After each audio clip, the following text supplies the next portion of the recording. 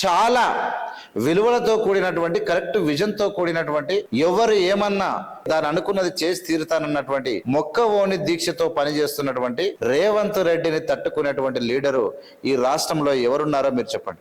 అది బీజేపీలో కావచ్చు, బీఆర్ఎస్ లో కావచ్చు, ఎంఐఎంలో కావచ్చు, ఇంకో పార్టీలో కావచ్చు. నువ్వు ఈటెల రాజేందర్ తీసుకుందామా, ఎవరిని తీసుకుందాం, కిషన్ రెడ్డిని తీసుకుందామా, రఘునందన్ తీసుకుందామా, ఎవరు తీసుకున్నా ప్రస్తుతానికి ఇప్పుడు కాంగ్రెస్ పార్టీ చర్చనీయాంశమైంది. రేవంత్ రెడ్డి అనేటువంటి వ్యక్తి తాను పట్టినటువంటి పనిని అహర్నిశలు రాత్రింబవళ్ళు శ్రమించి తన గెలుపు కోసం ప్రయత్నిస్తాడు.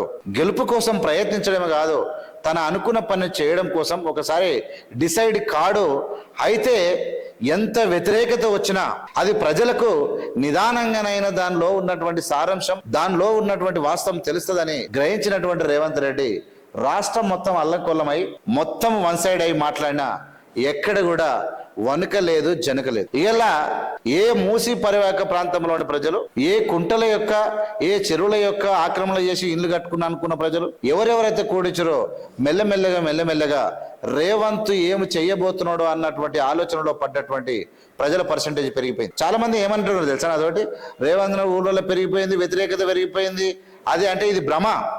ఇలా కేసీఆర్ కుటుంబం దోచుకున్న డబ్బుల చేత మీడియా ఛానళ్ల చేత పర్సెంటేజ్లు ఇస్తూ రసవత్తరమైన సీన్లు పండించొచ్చుగాక, రసవత్తరమైనటువంటి సీన్లు పండించొచ్చుగాక. నువ్వు ఎన్ని సీన్లు పండించినా వాస్తవం అనేది 5 సంవత్సరాల లోపల ప్రజలు తెలుసుకోకుండా పోరు. ఇలా రేపు రిజల్ట్ కనబడుతుంది.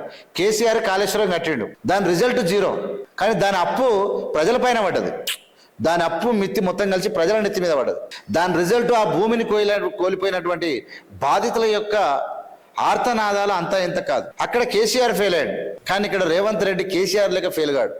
ఎందుకు కాడంటే హైదరాబాద్ నగరం అనేది భారతదేశ నగరాల్లో ఒక పేరొందినటువంటి నగరం. ఏ భూకంపాలు లేకుండా, ఏ సునామీలు రాకుండా ఒక ప్రశాంతమైనటువంటి ప్రాంతం.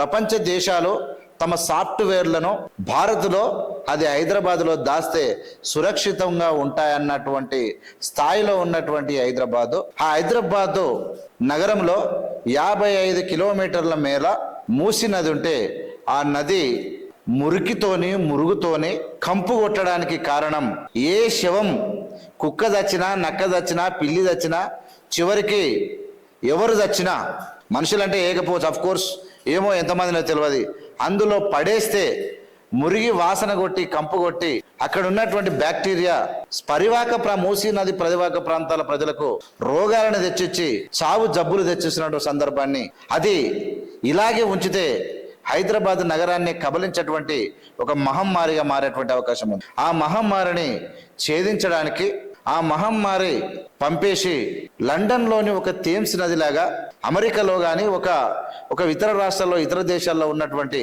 నగరము నడివీధుల్లో ఒక మంచినీరు ప్రవహిస్తూ చుట్టుపక్కల ప్రజలకు ఆరోగ్యకరమైనటువంటి గాలి వస్తూ ఆ ప్రాంతంలో ఒక అద్భుతమైనటువంటి ప్రజల యొక్క తాకిడితో కూడుకున్నటువంటి జనావాస ప్రాంతాలు, లేదంటే జనాలు వచ్చిపోయేటువంటి ప్రాంతంగా మారితే హైదరాబాద్ నగరం ప్రపంచంలో ఒక అద్భుతమైన నగరంగా ఉంటే హైదరాబాద్కు వచ్చే ఇన్కమ్, హైదరాబాద్కు వచ్చేటువంటి టూరిస్టుల తాకిడి ఇవన్నీ పెరిగితే రాష్ట్రానికి ఆదాయం పెరగడమే కాదు, ఆరోగ్యం కూడా పెరుగుతాయని గ్రహించినటువంటి రేవంత్ రెడ్డి అనేక కలలు కానీ ప్రజలు కొంతమంది 1 కోటి మంది కోసం 1,00,000 మంది ఏడ్చొచ్చు కాక, ఆ ఏడ్చిన ప్రతి మనిషి యొక్క కన్నీళ్లు చూడడానికి నేను ఉన్నాను. అన్ని రంగాల వాళ్ళ పిల్లలకి విద్యాపరంగా కావచ్చు, ఇంటి పరంగా కావచ్చు, వాళ్ళ ఆరోగ్యపరంగా కావచ్చు, ఉద్యోగ పరంగా కావచ్చు, ప్రతి విషయంలో నేను చూస్తాను అని చెప్పింది. ఇలా మాట్లాడుతున్నటువంటి ముఖ్యమంత్రికి సమానంగా మాట్లాడేటువంటి లీడర్ లేకపోవడం ఈ తెలంగాణ రాష్ట్రంలో బాధాకరం.